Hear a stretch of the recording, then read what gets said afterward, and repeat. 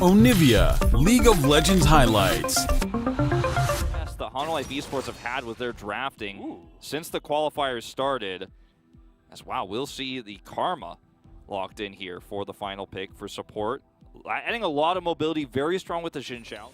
Owner coming up here though to look for Morgan actually, walks away from the Krugs. Yeah. For a little bit more, bouncing on the head, but the stun comes in and the flash will not be enough. And Owner gets out of there very clean, doesn't even take an extra turret shot. So this cannon not working out in terms of objective control here, and you can see reflected in the gold graph that T1 really only has that first blood's worth of gold of an advantage. Waiting as Owner was rotating down, but the damage is there as the Q will force the heal out, and Deft actually flashed forward for that one, so the kick comes in and the Q misses as Morgan's just gonna die in the solo kill, as now Deft is gonna be able to just walk away from this. So if you're fighting almost any other melee champion, you feel really good about that exchange, but not against a Kassadin that's starting to come online. Gnar, but Faker is very happy to solo lane against a mini Gnar as we see the teleport commit. Wow, they're all just ganging up on Deft. They found him there alone, and now he's just dead. And you see that Morgan goes in, gets Zhonya's away from his Mega Gnar into the wall, and now he's just gonna die. And T1 are just easily cleaning up the scraps. That's all it feels like right now for Hololive is a bunch of scraps. Yeah, I mean, T1 have a composition that is extremely strong in terms of skirmishes when you have the advantage in position. I mean, Kana is playing Kennen. He can set up for big slicing maelstroms, but he can also set up for single picks when Owner is there with the kick, right? And Deft is a little bit out of position, but I don't want to blame Deft as much as I want to. So risky. Well, they're going to try to force a fight here.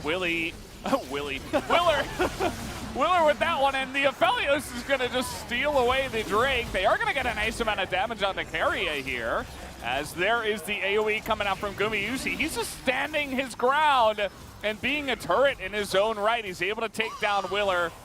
You can see that Faker is kind of just corralling them all into the river here. He's totally fine. He's Kassadin with Everfrost. Nobody's ever going to be able to lock him down, as he will chase down Morgan. And the rest of everybody else on the side of Hololive will be under this turret, as you can see with the like. I mean, look at how much prio they have on the Drake right now. And Kana has teleport. He's already got a good angle. Vista, yeah, this is what happens. Just push mid. But if you get flanked while you're trying to do it, you might lose the game right here. Mega Gnar just goes down, and T1, it looks like they're trying to just charge them. Owner really forcing it here on a Toby. He dies immediately as the Emperor's Divide is not going to be enough to get Toby to safety. And here comes Faker over the top. There is just no escape for anybody on the side of Hololive now. You can chase for pretty much the entire time they will be alive, as even Keria and Gumayusi here still very healthy and trying to chase down this Varus, which they will get eventually. Adapt is going to get caught here, as you say. No escape. And that's going to be a bunch of extra gold going into Faker's pocket, who's now, I believe, 4 kills in this game.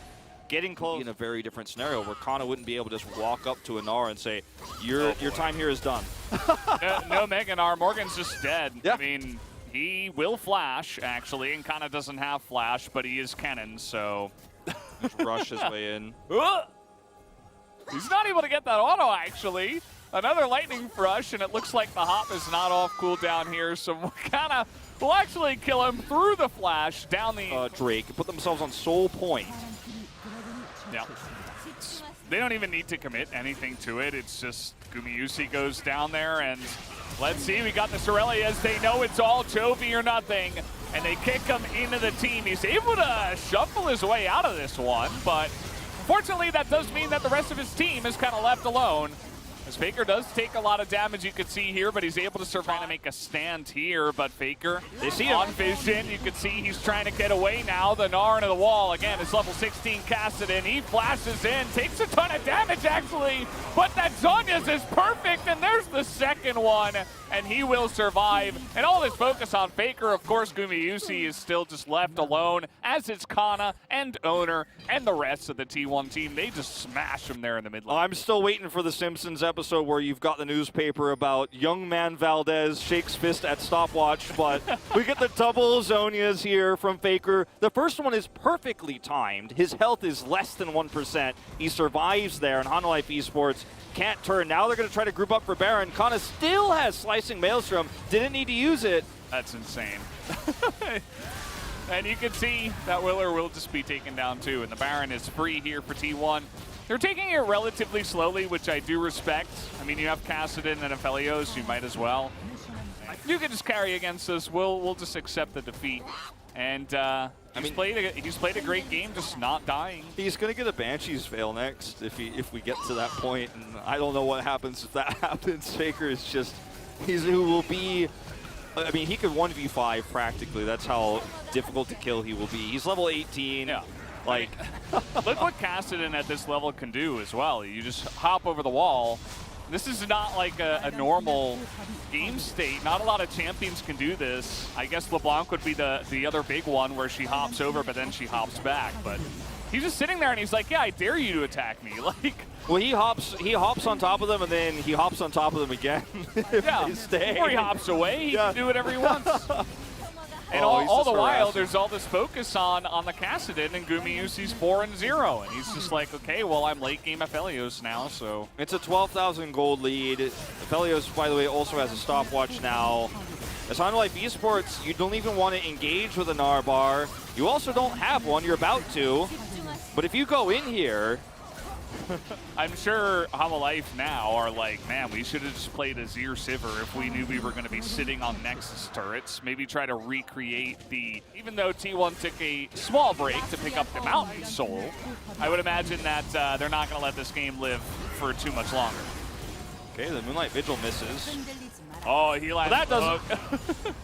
I thought they were going to go in on that one, but taking it slow. Kana's like, can I press R? Can I press R? Yeah, waiting for their moment, and there it is. Nice Gnar away from the team as Owner just laughs at Jovi, flashes over the Emperor's Divide and says, thank you very much, we'll take game number 1. And that is going to be a utter stop here in game number 1. T1 declaring them the stronger team here to start off. It's the first time.